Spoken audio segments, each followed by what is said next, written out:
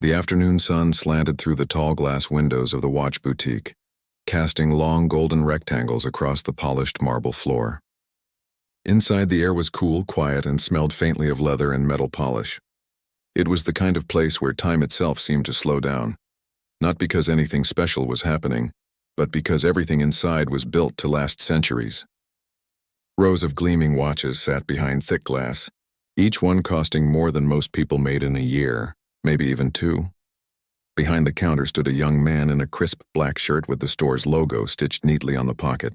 He'd been on his feet since 10 that morning, rearranging displays, wiping fingerprints off glass, and answering the occasional question from curious window shoppers who never intended to buy. His feet ached, but he didn't mind.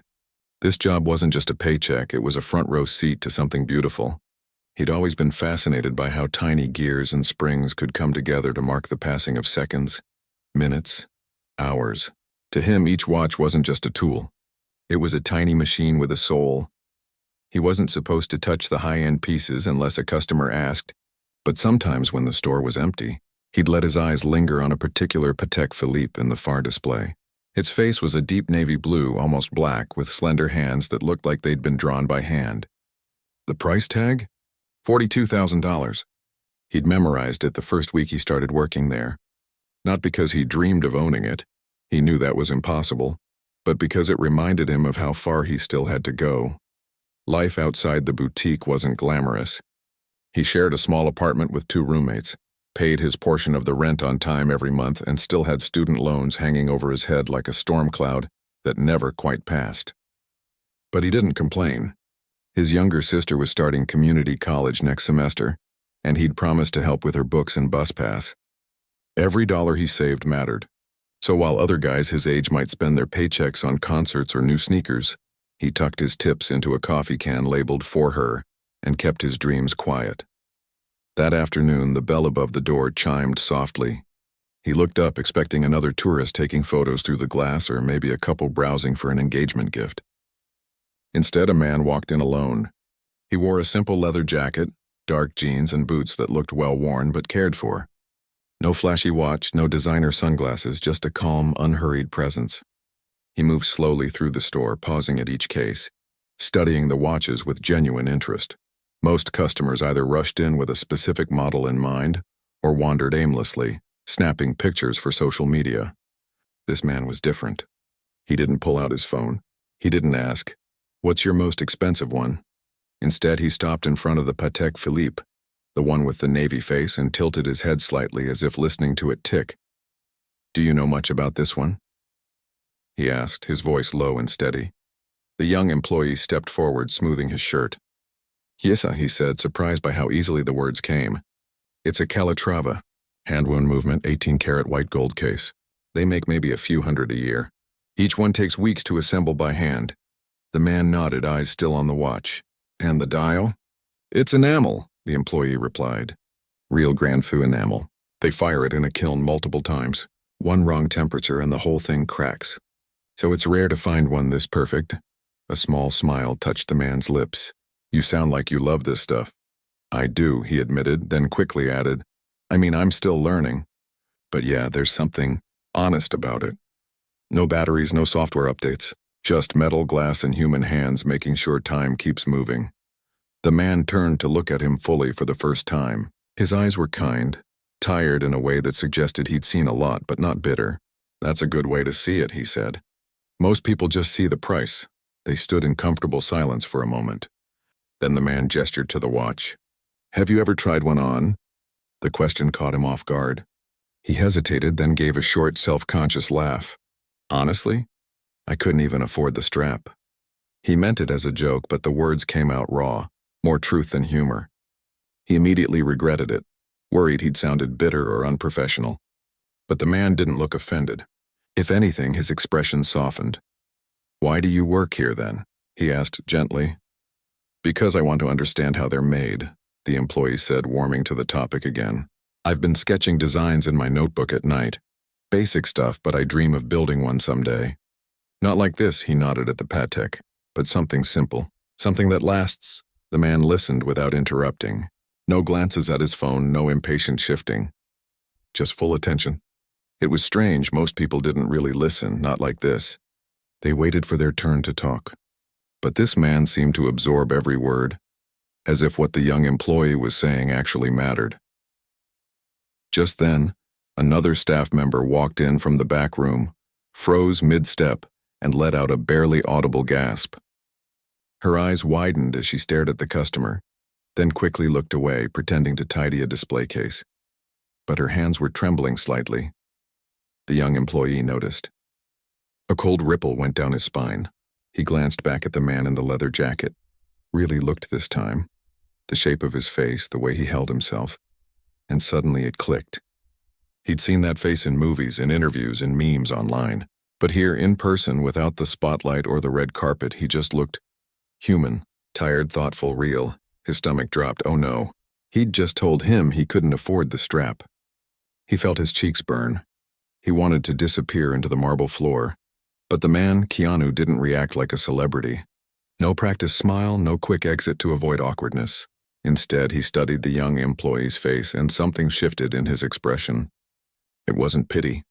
It wasn't amusement. It was recognition. Like he'd heard that kind of honesty before, maybe even lived it. You know, Keanu said quietly, the best things aren't the ones behind glass. The employee blinked. What do you mean? I mean, Keanu continued, glancing around the store. All this is beautiful, but it's not what makes time matter. Time matters because of what you do with it. The people you help. The promises you keep. He said it simply, like it was obvious. But to the young man behind the counter, it felt like someone had just handed him a key to a door he didn't know existed. Before he could respond, Keanu turned back to the Patek Philippe. I'm not going to buy this today, he said. But I'm glad I came in. Then he looked the employee straight in the eyes. Keep sketching. Keep learning. The world needs people who care about how things work, not just how they look. He didn't sign anything. Didn't ask for a photo, just gave a small nod and walked out the same way he'd come in, quietly, without fanfare. The bell chimed again as the door closed behind him. Inside the store, silence returned, but it felt different now, lighter, charged with something the employee couldn't name. His coworker finally exhaled. Was that? Yeah, he whispered. She shook her head in disbelief. And you just talked to him like he was anyone. He looked down at his hands, ordinary hands calloused from cleaning cases and adjusting tiny screws. I didn't know who he was at first, he said. And when I did, it was too late to pretend. But maybe that was the point. Maybe the reason Keanu had stayed, listened, even spoken so openly, was because the employee hadn't treated him like a star. He'd treated him like a person asking about watches, and in return, Keanu had treated him like a person with dreams worth hearing. The rest of the shift passed in a blur. Customers came and went, but the young man moved through his tasks with a new kind of focus. That night, instead of scrolling through his phone, he opened his sketchbook. On a fresh page, he drew the outline of a simple wristwatch. Clean lines, no jewels, just honest mechanics. At the bottom, he wrote, "Time's on your side." He didn't know it yet, but that small moment, just 10 minutes in a quiet store, would become the turning point he'd been waiting for. Not because of fame or money, but because someone had seen him, really seen him, and in a world that often felt too loud and too fast, that kind of attention was rarer than any luxury timepiece. The days after the visit blurred together in a strange mix of routine and quiet wonder. The young employee went back to his usual tasks, polishing display cases, resetting demo watches, answering the same questions from customers who couldn't tell a chronograph from a calendar complication. But something had shifted inside him. It wasn't that he expected anything to change overnight. He still clocked out at 6, still took the same bus home, still counted his change before buying groceries. But now when he looked at the watches behind glass, he didn't just see price tags. He saw possibility. He started staying a little later after his shift, flipping through the store's technical manuals during slow hours. Not just reading, but studying, tracing the diagrams of gear trains with his finger, memorizing the names of parts like escapement and balance wheel. He'd always loved watches, but now he wanted to understand them the way a musician understands chords or a baker understands yeast, from the inside out. Money was tight as expected. He worked part-time at a small repair shop 2 blocks away, fixing old pocket watches and resetting batteries in quartz models, work that felt almost too easy after the delicate ballet of mechanical movements. Every franc he earned went toward supplies, rent, or sending a little extra home. He never complained. This was the deal he'd made with himself.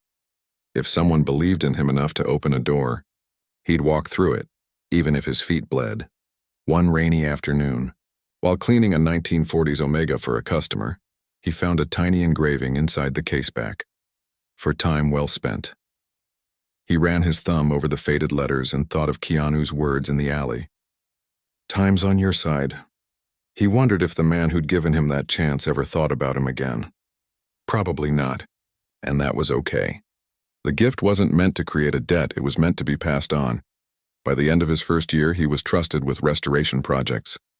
Not just fixing, but bringing old watches back to life, replacing cracked crystals, replating worn cases, sourcing vintage parts from collectors across Europe. Each piece had a story. A wedding gift lost in a divorce. A soldier's watch recovered from a battlefield. A grandmother's timepiece passed down through 3 generations. He treated them all like sacred objects, not because of their value, but because of what they represented: memory, love. Time made tangible, he started dreaming in gears. One evening, after a long day rebuilding a 1920s Jaeger LeCoultre, he sat at his tiny kitchen table with a cup of weak tea and opened his old sketchbook, the one from his apartment back home. The pages were worn at the edges, stained with coffee and oil. He flipped past his early, clumsy drawings to a blank page near the back.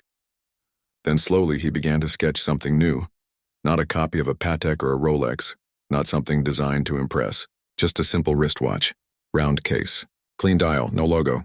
The movement would be hand-wound, visible through a sapphire caseback, not for show, but so the wearer could see the heart of it working. He drew the bridge shapes with care, labeled the parts in pencil, noted the materials: stainless steel, sapphire crystal, Horween leather strap. At the bottom he wrote, "For those who keep time, not just tell it."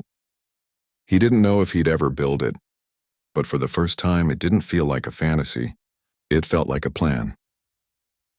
That summer, the school hosted a small exhibition for local collectors and industry folks. Students were invited to display one finished piece. He chose the Jaeger LeCoultre he'd restored, the one with the hairline crack in the dial he'd painstakingly filled and repainted by hand. He didn't expect anyone to notice, but an older man in a tweed jacket lingered by his display for nearly 10 minutes, then turned to him and said, "You have a gentle touch. These old souls don't give their trust easily." They talked for an hour, about balance springs, about the decline of hand finishing, about how true craftsmanship couldn't be rushed.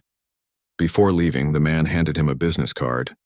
"If you ever want an apprenticeship," he said, "my workshop is in Neuchâtel. We could use someone who listens to the watches." It wasn't a job offer.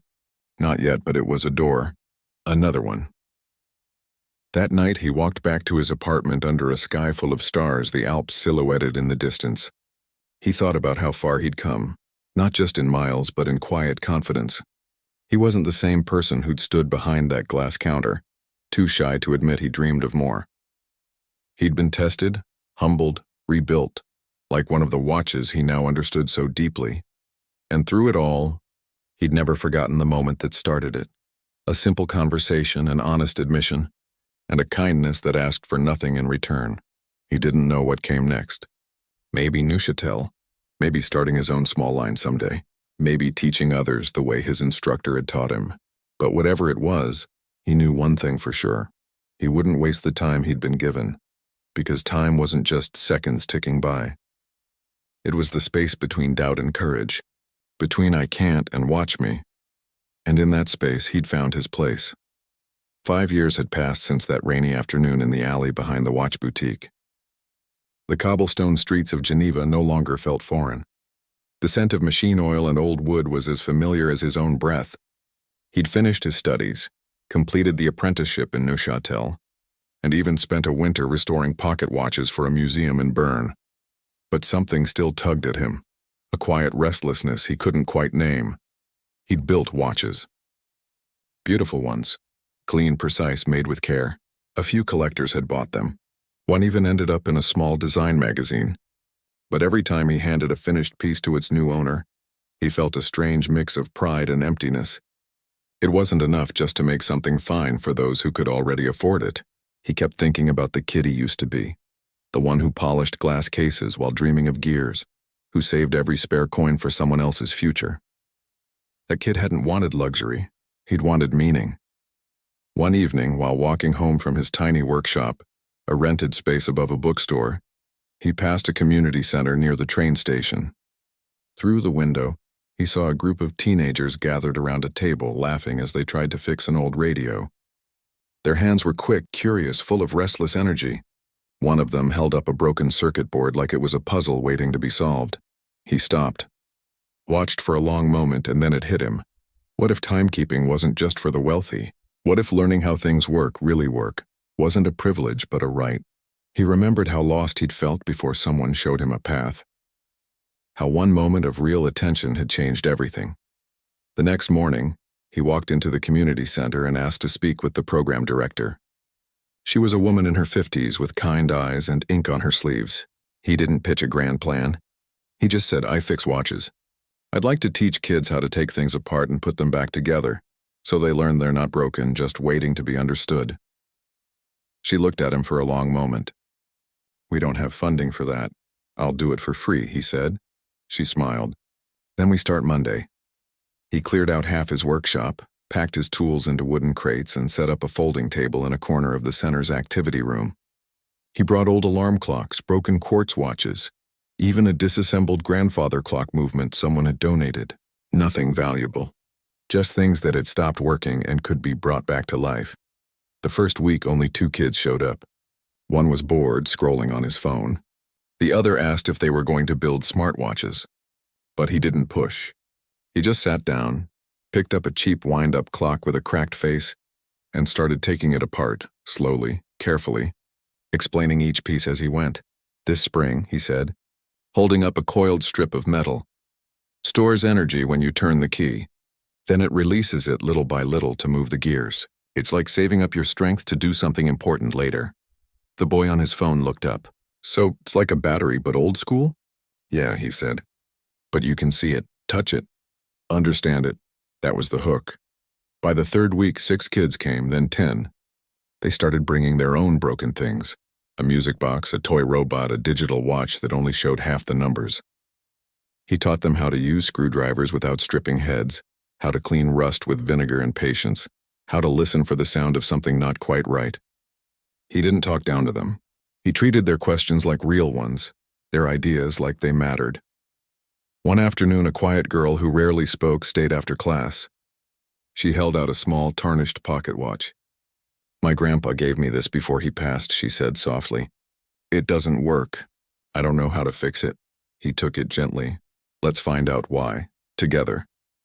They spent the next 3 sessions side by side cleaning the movement, replacing a bent pivot, oiling the bearings with a needle-thin brush. When the watch finally ticked again, she didn't cheer. She just held it to her ear, closed her eyes, and smiled. "It sounds like him," she whispered. That moment stayed with him longer than any sale or award ever had. Word spread. Parents started stopping by, not to enroll their kids, but to thank him. "He used to think he wasn't good at anything," one mother said. "Now he fixes the toaster." Another told him her daughter had decided to study engineering because of his class. He still made his own watches, just a few a year, sold quietly to collectors who appreciated the story behind them. But now the money from those sales went right back into the workshop. New tools, better magnifiers, even a small scholarship fund for students who wanted to apply to technical schools. He never posted about it online. No flashy videos, no before and after reels. He didn't need the attention. What mattered was the look in a kid's eyes when a gear finally clicked into place. The pride in their voice when they said, "I fixed it myself." One Saturday, during a deep clean of his storage closet, he found his old sketchbook, the one from his first apartment. Tucked between the pages was the envelope Keanu had given him all those years ago. The paper was yellowed now, the ink slightly faded. He sat on the floor and read the note again. "Time's on your side. Keep going." He hadn't seen or heard from Keanu since that day in the alley, and he never expected to. But he realized something as he held that note. The real gift wasn't the opportunity. It was the belief.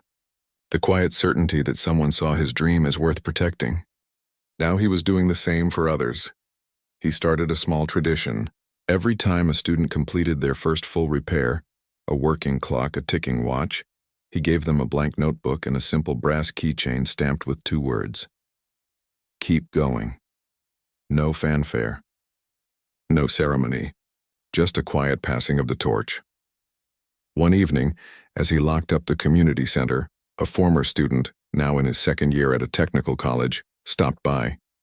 "I got an internship at a robotics lab," he said, grinning. "They said my mechanical intuition stood out." "That's because you learned to listen," he replied. The young man nodded.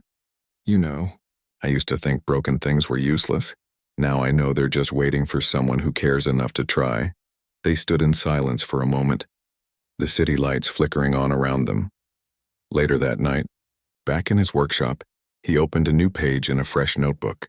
At the top he wrote, "For the next one." Then he began sketching, not a luxury timepiece, but a simple, durable watch designed for young hands to take apart and rebuild. Affordable, repairable, made to last. Because time wasn't just something you measured. It was something you gave. And the best way to honor the time someone gave you was to pass it on, quietly, kindly, without expecting anything back. He turned off the lamp, leaving the sketch glowing faintly in the moonlight. Outside, the world kept moving. But in that small room filled with gears and hope, time felt like it was finally in the right hands. 10 years after that quiet afternoon in the watch boutique, the little workshop above the bookstore had become something no one, not even he, could have predicted. It wasn't famous. There were no billboards, no viral videos, no lines around the block. But if you knew where to look, you'd find it. A modest storefront with a hand-painted sign that read, "Time and Repair," in simple black letters. Inside, the air smelled of beeswax, metal polish, and fresh coffee. Tools lined the walls in neat rows. Workbenches sat in a circle, not facing a teacher but each other, because here everyone learned from everyone.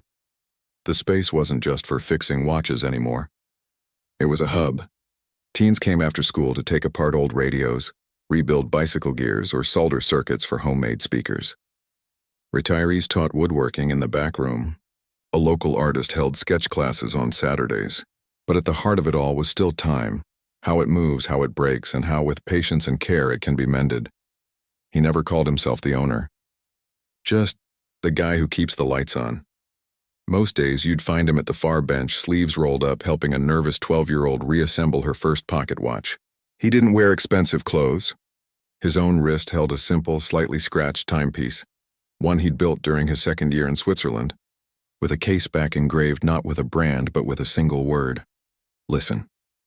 He'd never sold that watch. Never would.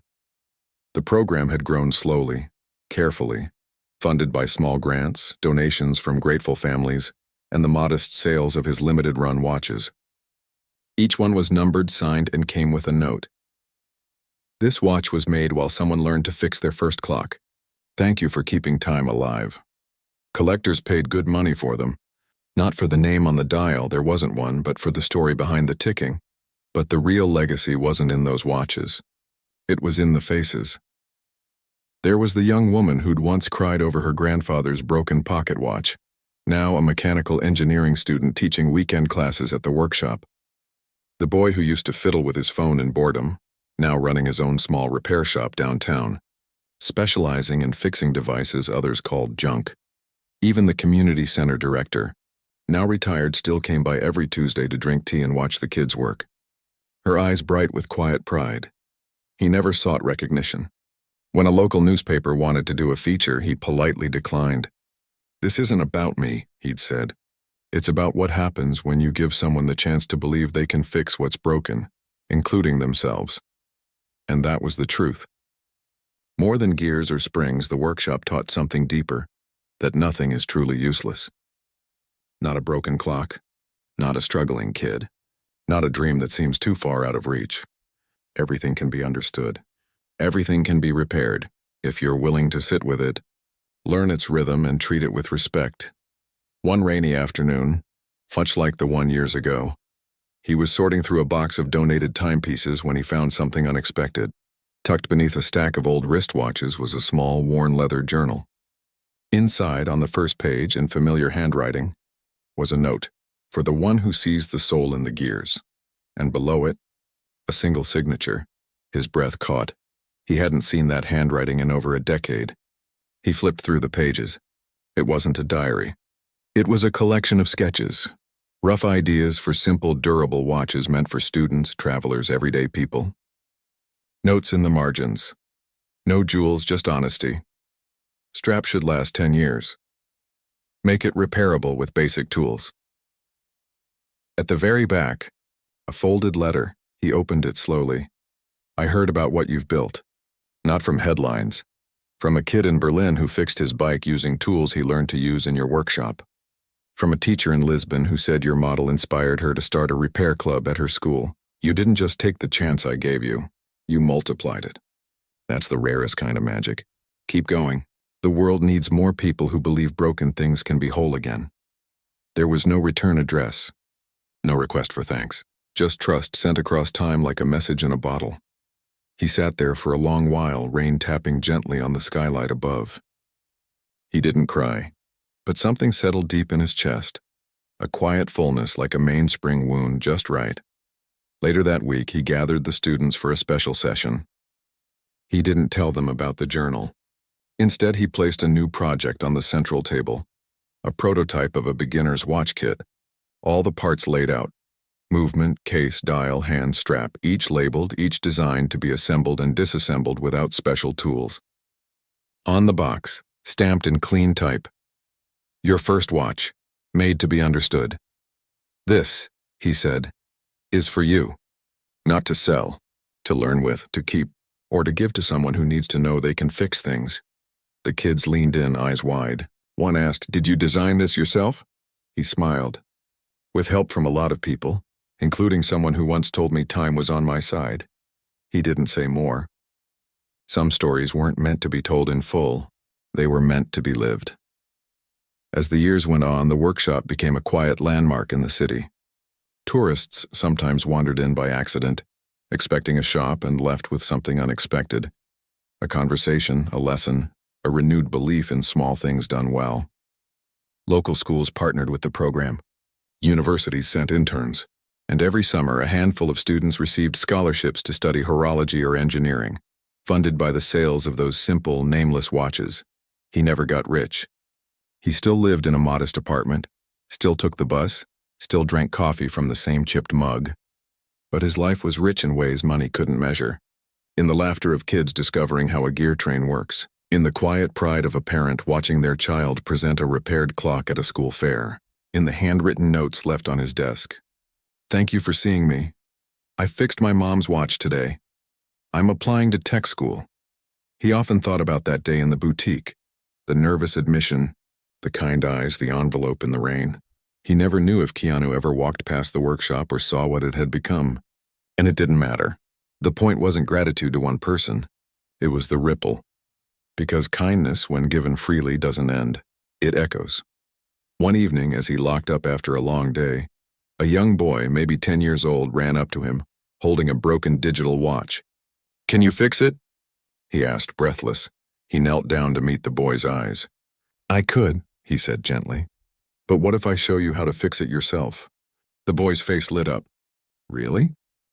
"Really," he said, unlocking the door again. "Come on in." Inside, the lights flickered on, casting warm pools of gold over the workbenches. The ticking of 100 timepieces filled the air, a soft, steady heartbeat. And as he guided the boy's small hands through the first steps of taking the watch apart, he felt it again, that quiet certainty that time, when used with care, always finds its way home. No cameras captured the moment. No headlines followed. But somewhere in the quiet hum of gears and growing confidence, a new story had just begun, and it would keep ticking long after he was gone. The years kept turning, steady as the sweep of a well-made second hand. The workshop above the bookstore had long since moved to a larger space, a converted garage near the river, with big windows that let in morning light and shelves that groaned under the weight of donated tools, spare parts and notebooks filled with sketches from students past and present. It wasn't fancy, but it was alive. Every wall told a story. Photos of kids holding their first repaired clocks. Thank you letters pinned beside schematics. A framed photo of a simple brass keychain that read, "Keep going." He was older now, hair more salt than pepper, hands marked with small scars from slipped screwdrivers and hot solder, but his eyes still lit up the same way when a student's face lit up with understanding. He didn't run the place alone anymore.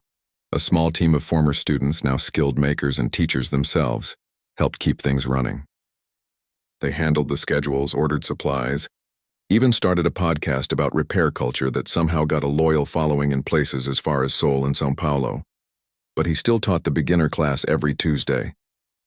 Always the first one, because that's where the magic started, not in perfection, but in the messy, uncertain space between I can't and wait, maybe I can. One spring morning, as cherry blossoms drifted past the open garage door, a woman walked in. She looked to be in her early 30s, wearing a practical coat and carrying a worn canvas bag. She didn't look around like a tourist. She moved with purpose, like she'd been here before, even though she hadn't. She approached the front desk where one of the younger instructors was organizing spare springs. "I'm looking for the person who started this place," she said quietly. The instructor nodded toward the back where he was helping a group of teenagers calibrate balance wheels. "He's right there." She walked over slowly, watching him for a moment before speaking. When she did, her voice was soft but clear. "You don't know me," she said, "but you fixed something for me a long time ago." He looked up, wiping his hands on a rag. "I fix a lot of things," he said with a gentle smile. "Which one was yours?" She reached into her bag and pulled out a small, well-cared-for pocket watch, the kind with an engraved case and a hunter lid. She opened it. The movement ticked steadily, clean and sure. "This one," she said.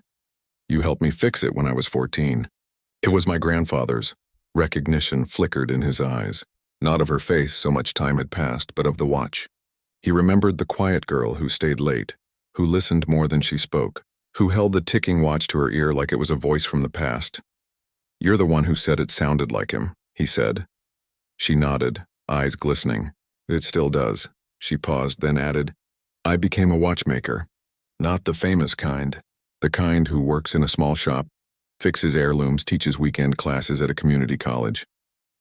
But I wouldn't be here if not for that afternoon." He didn't say, "You're welcome," that felt too small. Instead, he asked, "Do you still have your notebook?"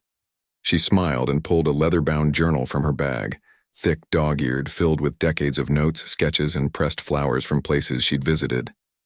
On the inside cover in faded pencil, "For time well spent." They sat together on a workbench for a while, flipping through pages, sharing stories, not of success, but of stumbles, doubts, and the quiet joy of making something work again. Before she left, she handed him a small box. Inside was a watch she'd built herself. Simple case. Hand-wound movement. On the back, engraved, "From one listener to another." He wore it the next day. That encounter sparked something in him. Not a new idea, but a deepening of an old one. He'd always believed repair was more than fixing objects. It was about restoring dignity, curiosity, connection. But now he saw how far those ripples had traveled. Former students were teaching in Nairobi, opening repair cafes in Lisbon, starting apprenticeship programs in Detroit. None of it was coordinated. It just grew, like ivy on a wall, quiet, persistent, alive. So he did something he'd never done before. He wrote a book, not a technical manual, not a memoir, just a collection of lessons about patience, about seeing value in what's broken, about how to hold a tiny screw without dropping it, and how to hold hope when things feel impossible. He called it The Language of Small Things. He didn't include his name on the cover. Just a line at the end, "Pass it on." The publisher was skeptical. No author photo, no social media push. It'll disappear. But it didn't. Librarians recommended it. Teachers used it in design classes. Mechanics and nurses and gardeners wrote to say it reminded them why they loved their work. A copy even ended up in a prison library, where it inspired a group of inmates to start a repair program for donated electronics. He never sought credit. He just sent extra copies whenever someone asked. One rainy afternoon, while sorting mail at the workshop, he found a plain envelope with no return address. Inside was a single photograph. It showed a small classroom in rural India. Kids sat at wooden desks, each holding a disassembled clock. On the wall behind them, written in chalk, "Time is not money. Time is care." Tucked behind the photo was a note in careful English. "Your book reached us. Now we teach repair every Friday. Thank you for reminding us that broken is not the end." He pinned the photo to the wall beside the cherry blossom branch someone had pressed and framed years ago. It joined hundreds of others, each one a quiet testament to the power of one honest moment, one act of belief, passed hand to hand like a well-oiled gear. He never saw Keanu again. But sometimes when the light hit the river just right, or when a student gasped as their first movement came to life, he'd feel that same quiet shift in the air, the kind that says, "This matters." And it did, because in a world that often celebrates speed, newness, and disposal, the workshop stood as a gentle rebellion. Here nothing was thrown away too soon. Here time wasn't something to be spent, but something to be honored. One evening, as he locked up for the night, a young apprentice asked, "Do you ever wonder what would have happened if you'd never worked at that watch store?" He thought for a moment, keys in hand. "I don't wonder," he said. "I'm just grateful someone saw me before I stopped believing in myself." Then he turned off the lights, leaving the workshop in soft darkness except for the faint, steady ticking of 100 timepieces, keeping watch over the dreams they'd helped begin. And somewhere, in a city far away, another kid picked up a broken clock, opened it with trembling hands, and whispered, "Let's see if we can fix this." The story wasn't over. It never would be. Because as long as there were broken things and people willing to try, time would keep moving forward, one careful tick at a time.